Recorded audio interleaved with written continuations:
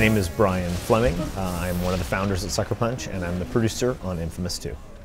So, inFAMOUS 2 is the continuing story of Cole McGrath. In the first game, he kind of discovered that he has superpowers, developed them, and at the end of the game, he got a vision of the future where he might have to confront a giant beast, some kind of civilization-destroying monster.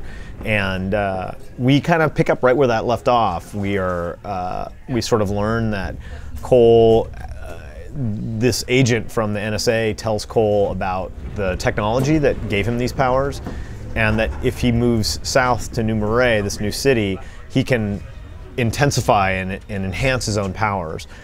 So he decides to go on this journey to go get these powers. And of course, before he can go, he actually has to face the beast.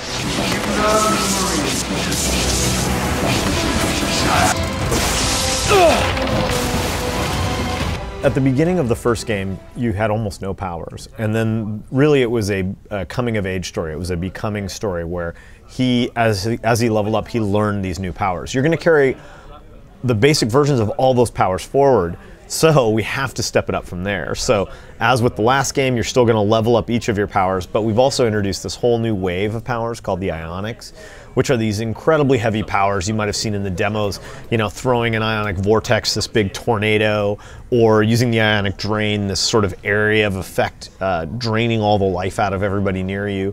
The ionic freeze, where he throws down just a wall almost of ice, freezing everything in its path. Those ionics are a huge level up in terms of his powers. So you kind of have the leveling up of each of your powers, and then these introduction of these new ionics. So lots of new things to explore. Hold on.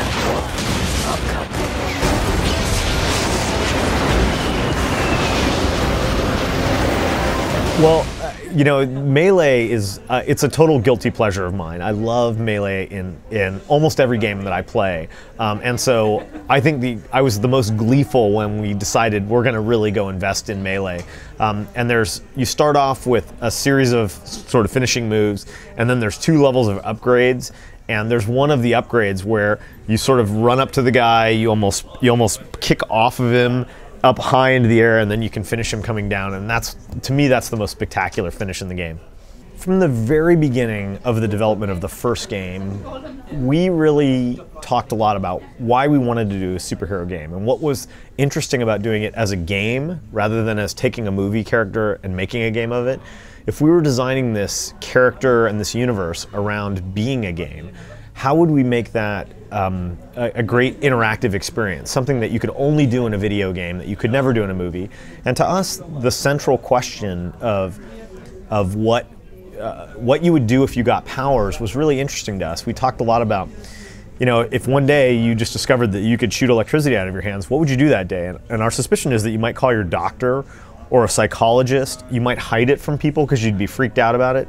And beyond that, I think, you know, that's a little bit hard to play out in a video game.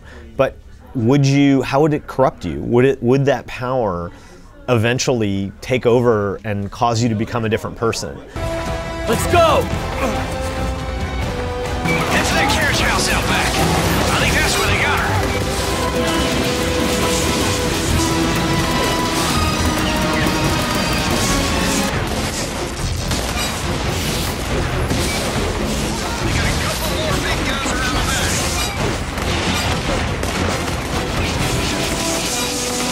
We were as surprised as anyone that so many people chose the good path in the last game. You know, we looked at the number of gold trophies that were acquired on each side, and the vast majority of them were on the good side. So, you know, it's kind of this interesting piece of data about gamers in general that, you know, something like 85% of the trophies we awarded were gold first, which is awesome. I mean, it was a very big surprise to us, and I think it's an interesting thing about how people feel about superheroes, and I think it runs very contrary to what the sort of popular culture version of who gamers is, you know, that they're these destructive societies, you know, burden, and you find out that most people want to be good. So it's kind of interesting.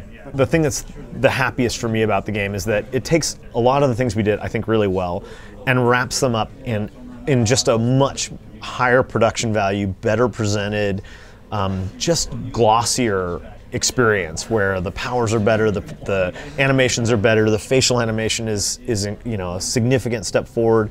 The basic interactions are better. Everything, we've really tried hard to improve every aspect of a game that we were really proud of to start with. So I think from our standpoint, it's just a huge step forward for us.